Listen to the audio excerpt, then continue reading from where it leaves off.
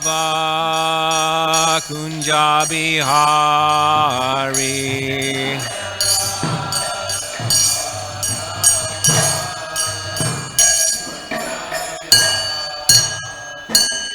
Jai Om Vishnu Pada Paramahamsa Parivakachar Sotar Sadashi Shimad, His Divine Grace A.C. Bhaktivedanta Swami Srila Prabhupada Ki Jai.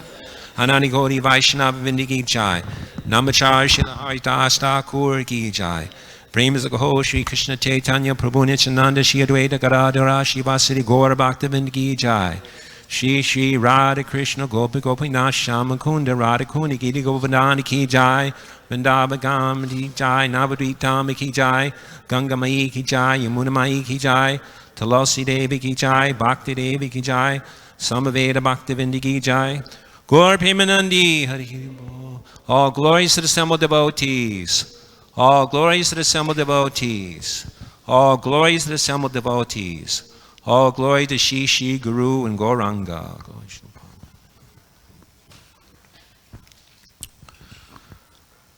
So we're reading from Srimad Bhagavatam, 3rd canto, chapter 16, texts 13 and 14.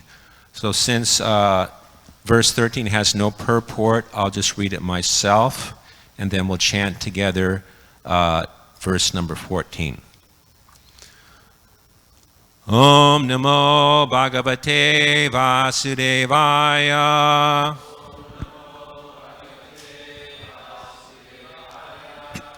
Om Namo Bhagavate Vasudevaya.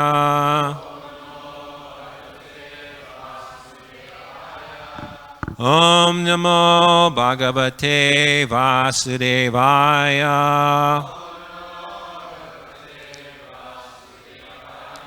So I'll chant this by myself. Brahmovacha atatasya shatim devim Rishikuyam Sarasvatim Naswadya Manyu Dastanam Tesham Atma Vyaptripyata. Translation. Brahma continued, even though the sages had been bitten by the serpent of anger, their souls were not satiated with hearing the Lord's lovely and illuminating speech, which was like a series of Vedic hymns. So we'll chant the next verse together. Satim Vyadaya Shrinvanto Lagvam Gurvarta Gavaram Vigaya Gada Gambiram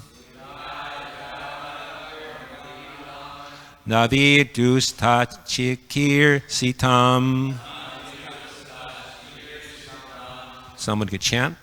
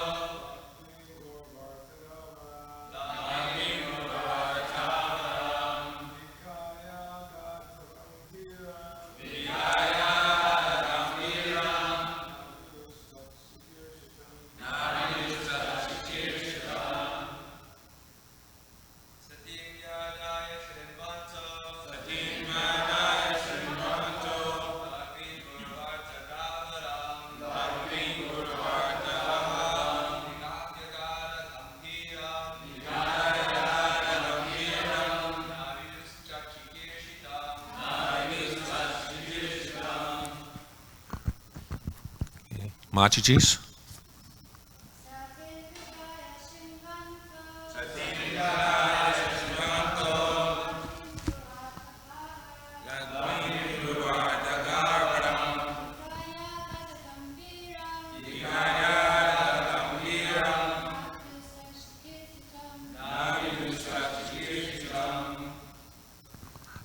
Okay, word for word.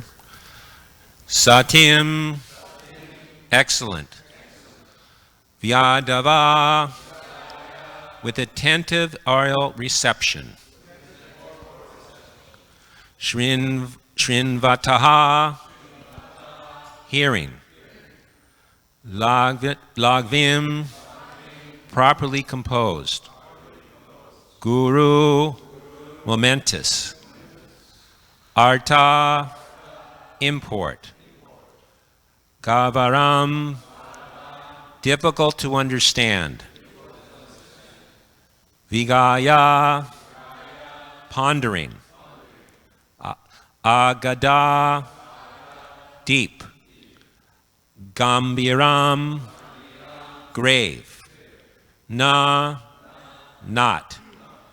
Viduhu, understand. Tat, of the Supreme Lord. Chikirsitam, the intention. Translation. The Lord's excellent speech was difficult to comprehend because of its momentous import and its most profound significance. The sages heard it with wide open ears and pondered it as well. But although hearing, they could not understand what he intended to do. Purport by His Divine Grace, A.C. Bhaktivedanta Swami Srila Prabhupada.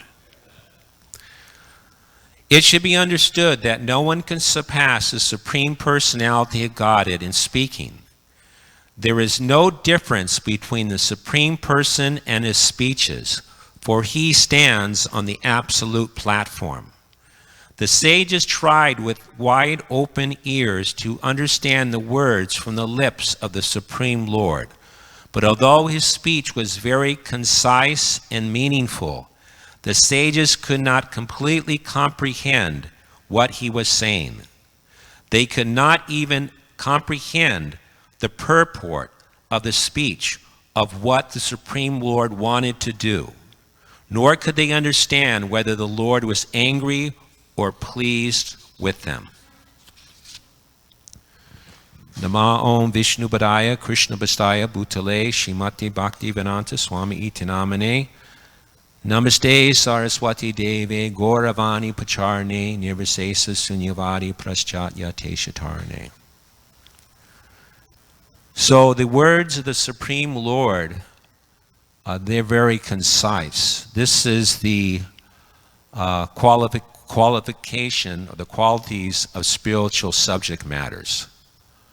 One of Srila Prabhupada's disciples, Swarup Damodar, he was at a meeting of scientists, and he was explaining to Srila Prabhupada that the scientist was saying so many things, such as about the origin of life, so many words, but I couldn't understand what he was talking about. And Srila Prabhupada replied that this is the way of mundane talk, of volumes of words but no meaning. Where spiritual life or spiritual talk is a few words and they have volumes of meaning. So this is a nature of spiritual life. So in here in the purport it mentions how the Supreme Lord is absolute. This is the nature of the Supreme Lord. He is absolute. Absolute means anything about Krishna is Krishna. This is the meaning of absolute. So anything that's connected with Krishna is Krishna. He's non-different from his names, his qualities, his pastimes, his paraphernalia. There is no duality. This is a meaning of the absolute. There's no duality. And by coming in contact with the absolute, then we never feel tired. This is how we could test if something is absolute or not. If it has to do with the absolute truth, that there's no, we don't become tired. Just like if you want to have a flower, probably gave the example of a rose flower. You may say rose flower, rose flower, rose flower 10, 20 times, but after a while you become disgusted. But if you chant the name Krishna, Krishna, Krishna, Krishna, Hare Krishna, 24 hours a day, you will not feel tired. You'll feel more and more energetic. So that's the nature of the absolute truth. It is ever fresh. So Krishna is the absolute truth, and although we know we can't realize this in the beginning, but gradually we will understand. But in the meantime, we have to accept that Krishna is non-different from his name, and by chanting Hare Krishna, Krishna is personally on our tongue, and we are in direct contact with Krishna. So Krishna is the absolute truth, the absolute controller. So there's so many controllers in this material world. I may be controlling so many people, but I'm controlled by somebody else. And that person is also controlled by somebody else. But we keep on going further and further, and we come to Krishna. He's the absolute controller, and he controls everyone, but nobody controls him. So he is the absolute controller. And Krishna, he has 6 opulences.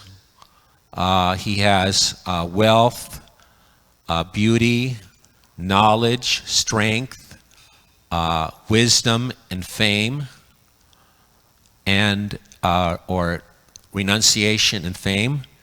And all these are non-different from himself. They're absolute. Because Krishna is non-different from his body. Him and his body are the same. So when Krishna displays these different qualities in the material world, they are perfect.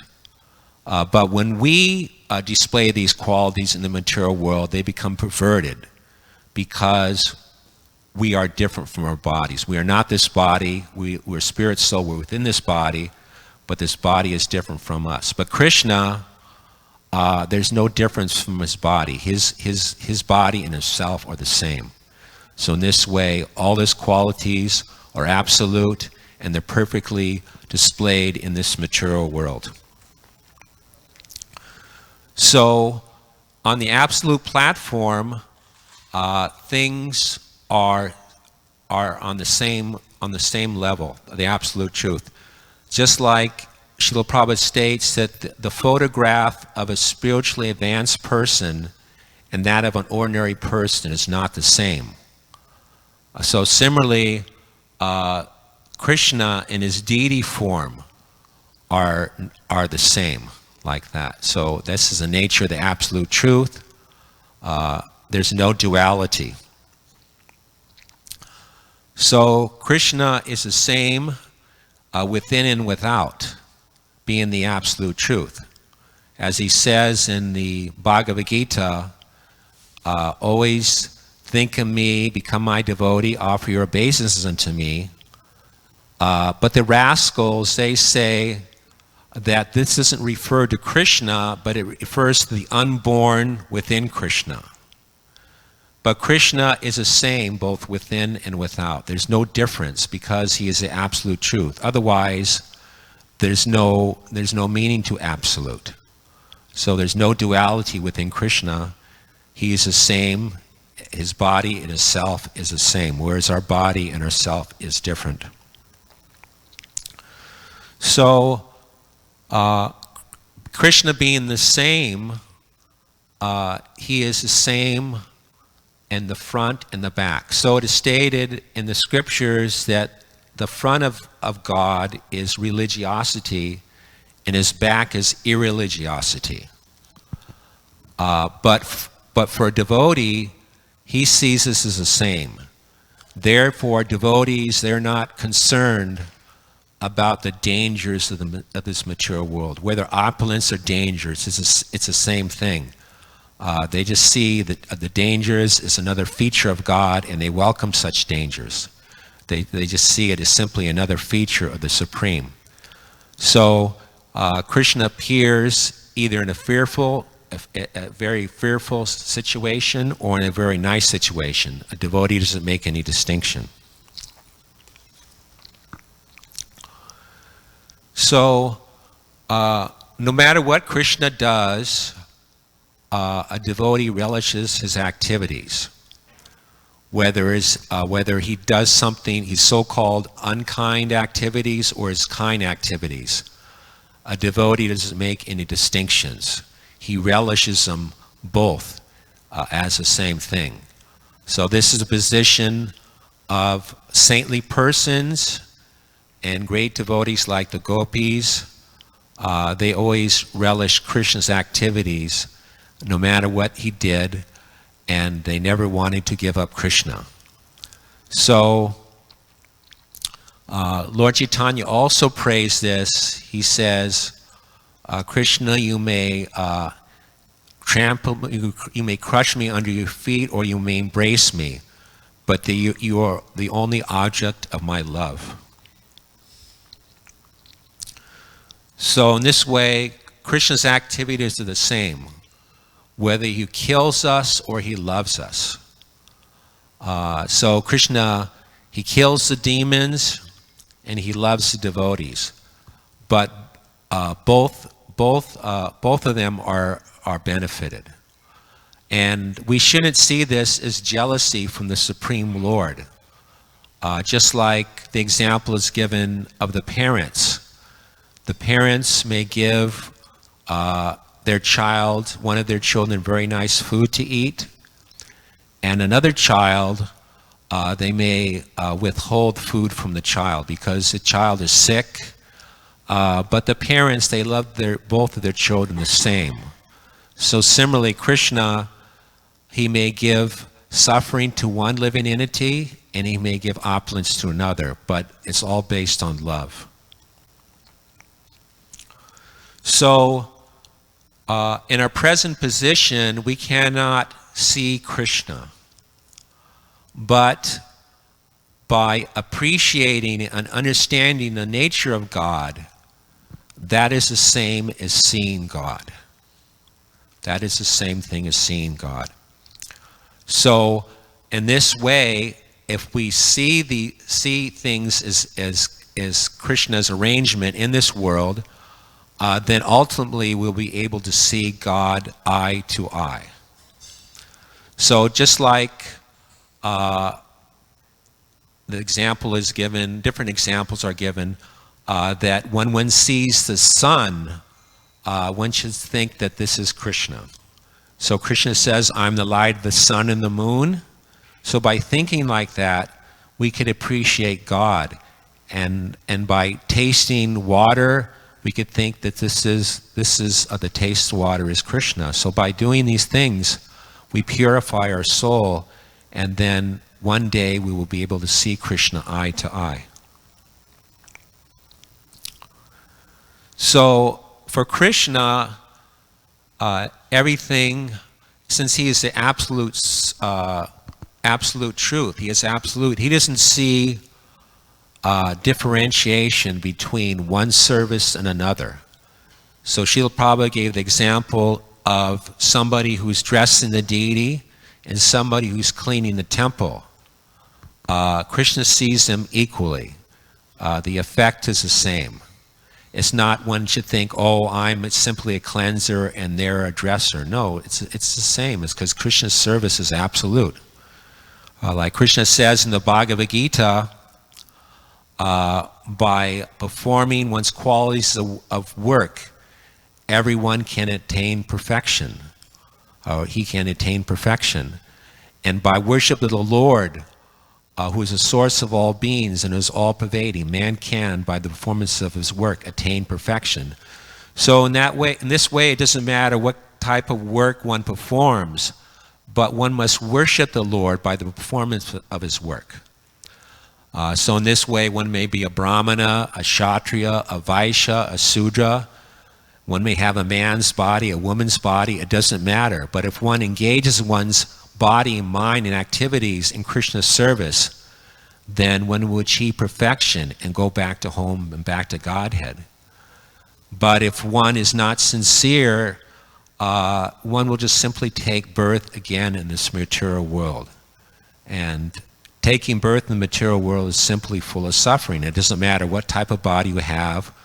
One could be a man, a brahmana, a kshatriya. One still has to suffer. So one has to be sincere and simply perform one's work for Krishna. This is the most important thing. So one has to perform one's activities for Krishna, and that since Krishna is absolute, by offering one's service to Krishna, whether it's so-called good or bad, doesn't really matter. Just like in the material world, people perform so-called good activities or bad activities, but actually all the activities in the material world are bad activities because they simply bind one to the material world. Whereas even so-called bad activities, if they're engaged for Krishna, then they elevate one. Just like Krishna told Maharaj Yudhisthira during the battlefield of Kurukshetra, he told him that you should say that Asvatthama is dead. Because Dronacharya, unless he hears it from you, since you are known as truthful, he will not accept it. And this way, Dronacharya will be disheartened, and he won't be able to go on with the fighting. So Maharaj Yudhisthira was thinking, well, how can I lie, But then again, so he hesitated. So this was a fault on his part. So in this way, one should perform activities to please Krishna. This is the main thing. Whether so-called good activities or bad activities. But at the same time, one should imitate great souls like Maharaj. One should imitate great souls like Maharaj Yudhisthira unless one is personally told by Krishna or his representative, like that.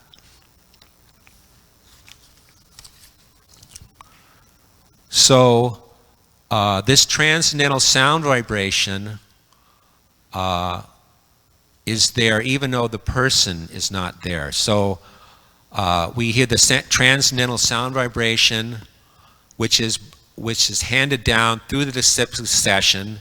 In this way, when we hear the words of Krishna, we are directly hearing Krishna, hearing about Krishna. Someone may say that, oh, Krishna spoke the Bhagavad Gita 5,000 years ago, but he's not present anymore. No, Krishna's present. He's present in his words. He's present in the Bhagavad Gita. So by hearing Bhagavad Gita, you are actually hearing Krishna speak. He's there every moment, every second. And by coming in contact with this transcendental sound, then one can become purified. One hears a transcendental sound and takes it up and applies it in his life, then he'll attain perfection. So one is fortunate enough to get this transcendental sound through the disciplic succession and accepts it, then his life is successful. So it is stated in the Bhagavatam that the order of the Lord and the Lord himself are identical.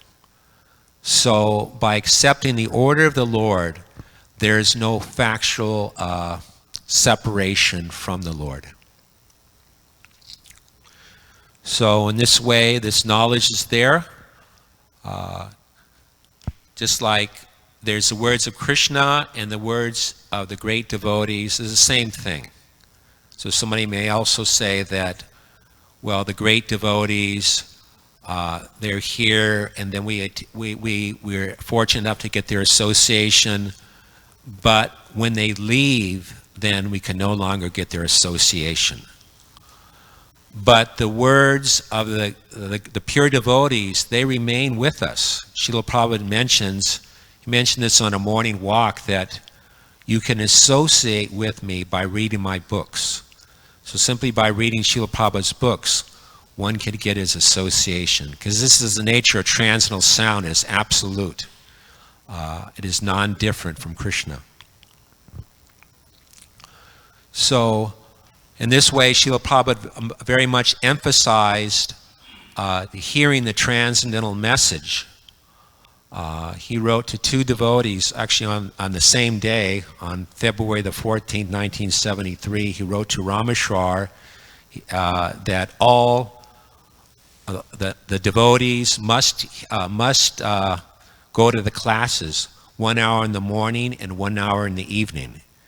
And he wrote to Rupanuga on the same day, he said, the order has been given, 1 hour in the morning and 1 hour in the evening. And Srila Prabhupada also mentioned that not only should you hear, but you should write also. Realization means to write. You should write about Krishna. This is one of the activities of a Vaishnava. So, Krishna, he's non-different from his name. And by chanting his name with devotion, Krishna is present on our tongue. And we come in contact with Krishna and we become pure, the purest. And on a morning walk, Srila Prabhupada mentioned how by chanting Hare Krishna, Krishna is present with you, and when you walk on the beach, you are walking with Krishna. So the nature of the holy name of the Lord, the absolute nature, is that it has its effect, whether one chants it jokingly or sincerely, the effect is there. So in this way, so many people may criticize the Hare Krishna movement, but little do they know that by their criticizing, by their saying these Krishnas, this and that, they're actually purifying their soul. So this holy name of the Lord, being the absolute, is non-different from Krishna. It will protect us from the greatest dangers.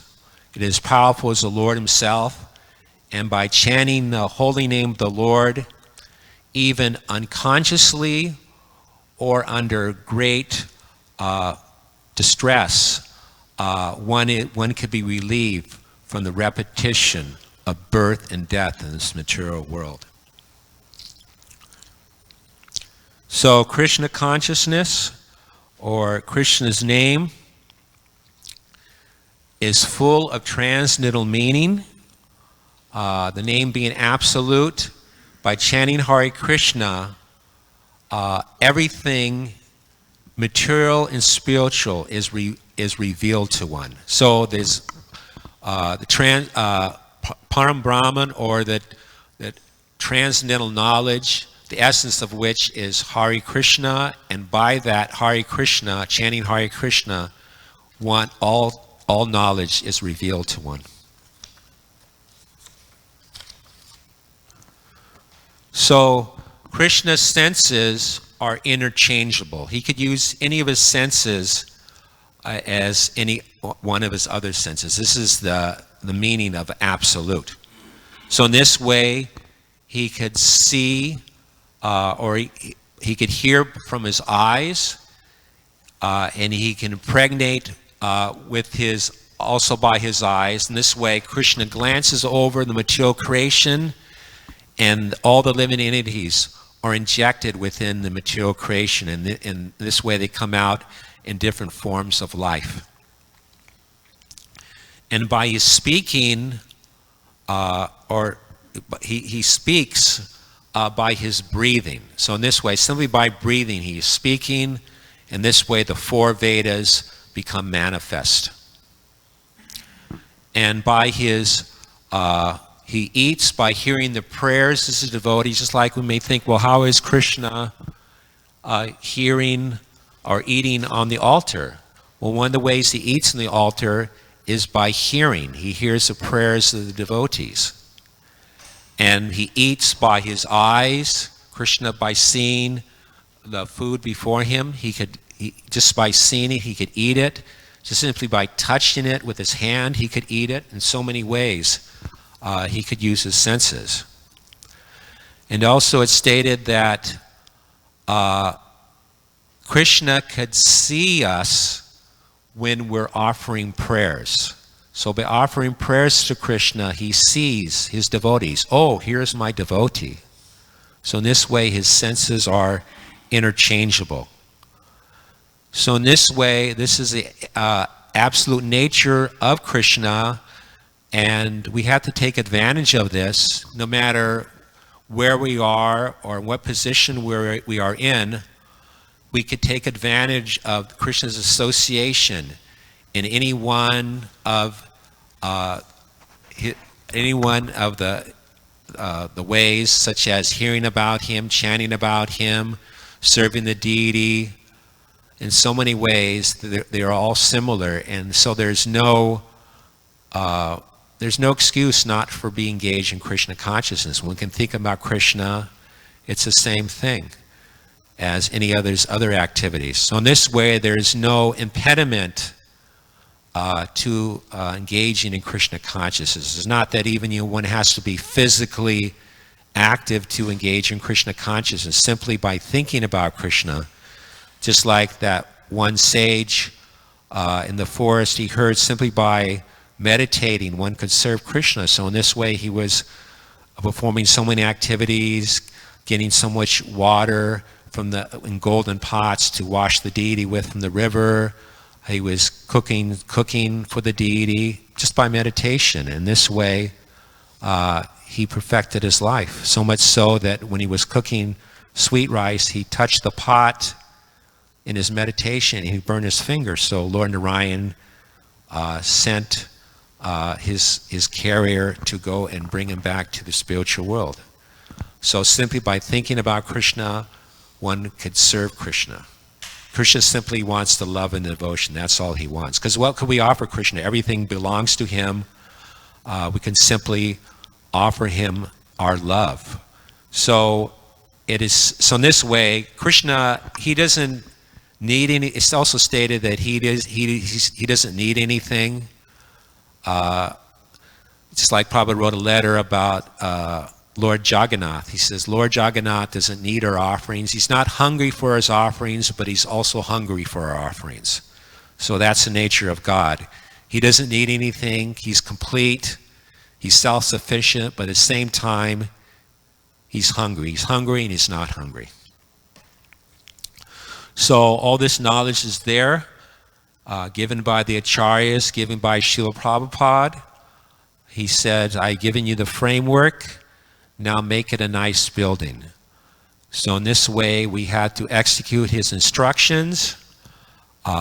We shouldn't be simply comfortable in this life. There's no necessity of simply being comfortable.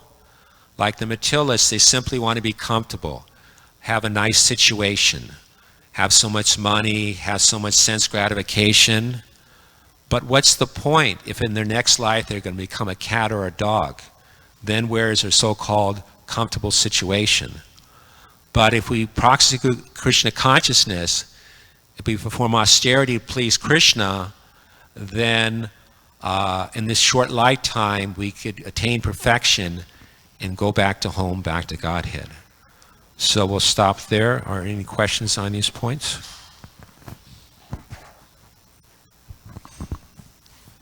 Okay. Yes? Is that Danny or what?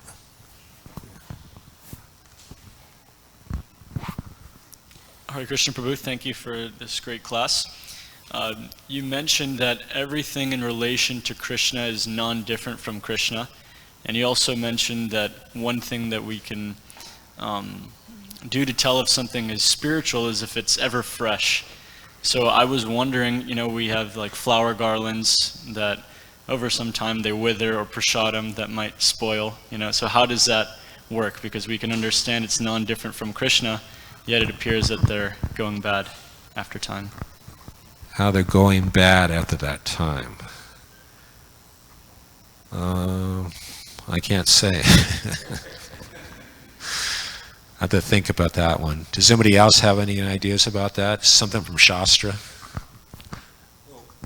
One thought is that I know in Vrindavan, when they, distribute Mahaprasadam, and even if it goes on the ground, devotees take it and they honor it. They even eat it. So I guess, that's not a good word to use, I guess, but the spiritual quality is still there, but materially it's going through some transformation, obviously. The prasadam that goes on the ground is undergoing some material transformation, but the spiritual quality of it is apparently still there. That's why the devotees honor it, despite the fact that it's fallen on the ground and it's got so-called dirty. So maybe it's a question of spiritual vision. The garlands are, like some people save garlands that are, if you got a garland that Prabhupada was wearing, you wouldn't be concerned about the fact that it was wilting. You'd save it, right? Or some other article, some prasadam, Mahaprasadam that Prabhupada, left. You put it in a plastic bag or a glass container or something like that. Why? Because obviously it's on a material level, it's gone through some changes, but the faith, the conviction is that it still has its spiritual importance, hasn't diminished at all. Yeah, one thing comes to mind, Srila Prabhupada had a conversation, it's in Perfect Questions, Perfect Answers, and the question was asked, well, sometimes I have, sometimes the prasadam I eat doesn't agree with me and stuff like that, and Srila Prabhupada's reply was, if you have discrimination, you should use it. So, according to one's level of advancement, just like Raghunath Das, he was eating old prasadam, and even the cows went and ate. So, but unless one's on that level, one shouldn't imitate. So prasadam is transcendental, it's ever fresh, but sometimes, unless you're on that level, you can't always appreciate that. Is that what, Archita? What? This is the Chintya Bheda Bheda Tattva, simultaneously one and different. Just like Krishna. Krishna appeared in the world as the child of Mother Yashoda, and then apparently he's growing. But at the same time, it's stated that spirit never changes. So how can we accommodate that? Krishna apparently transforms from a baby into a boy, into a youth, and never goes beyond youth. But at the same time, he does seem to transform. So how do we accommodate that? Spirit is unchangeable. It's driven into our heads in the Bhagavad Gita. Never changes, never changes. That's one of the qualities of spirit. So this is a Chintya Bheda Bheda Tattva. That's why we have to understand from the spiritual master, not by our intellect.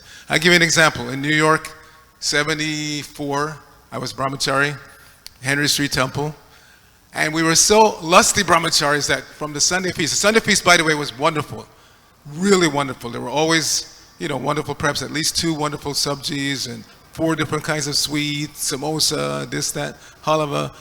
So we were very lusty brahmacharis, and we would eat the remnants. Brigapati can verify, he was there. We would eat the remnants from the plates of the guests. We were so lusty. When the guests would leave, we would eat the remnants of their plates. And the temple president, Gopijana Baba, said, don't do that, it's contaminated. And we said, no, it's prasadam, it can't be contaminated. So he wrote a letter to Prabhupada to get to the bottom of it. Are they right or am I right? Should they eat it or should they not eat it? And Prabhupada wrote back and said, tell them to stop. Because he knew we were doing it out of lust, not because we had realization that it was uncontaminated, because it's prasadam.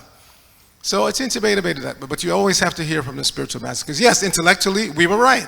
It's prasadam, it can't be contaminated. But Prabhupada said, no, don't do it. Right, thank you. Any other questions on these points?